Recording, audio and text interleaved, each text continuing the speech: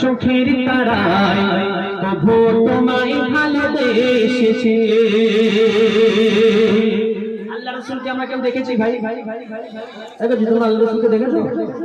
দেখোনি? এই যা আল্লাহ রাসূলকে দেখোনি? আব্বা মাকে দেখেছো? আল্লাহ রাসূলকে দেখোনি? আল্লাহ রাসূলকে না দেখে বিশ্বাস করা ভালোবাসা মহব্বতের নামই হলো ঈমান। কবি ছন্দের মাধ্যমে লিখছেন, শুনো। আমি দেখিনি তোমায় চোখের তারায় তবু তোমায় ভালোবেসেছি। আমি দেখিনি তোমায় চোখের তারায় তবু তোমায় ভালোবেসেছি। মনের তরঙ্গে তোমার ছবি ভাসে, মনের তরঙ্গে তোমার ছবি ভাসে, তোমার প্রেমে যেন পড়েছি। আমি দেখিনি তোমায় চোখের তারায় তবু তোমায় ভালোবেসেছি। আমি দেখিনি তোমায় চোখের তারায় তবু তোমায় ভালোবেসেছি। দাঁড়ে দাঁড়ে ঘুরে খোদার পানে পৌঁছে দিয়েছ দিন রাত। দাঁড়ে দাঁড়ে ঘুরে খোদার পানে পৌঁছে দিয়েছ দিন রাত। চিনল না তোমায় তাই পাশে করল যে শোধ আঘাত। তোমার পায়ের পথের ধুলি, তোমার পায়ের পথের ধুলি এই চোখে সুরে মাপ দিয়েছি।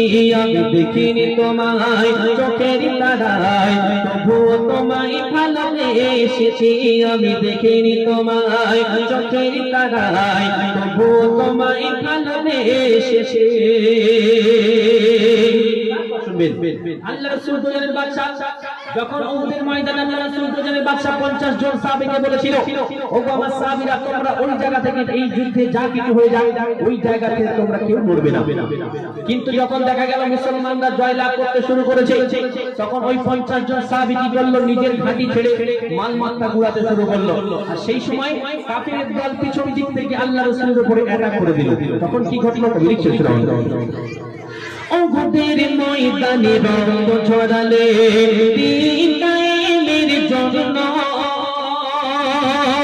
উহুদের ময়দানে রক্ত ঝরালে দিন কায়েমের জন্য।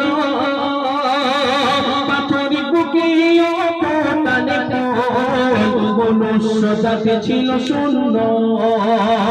উহুদের ময়দানে রক্ত ঝরালে দিন কায়েমের জন্য।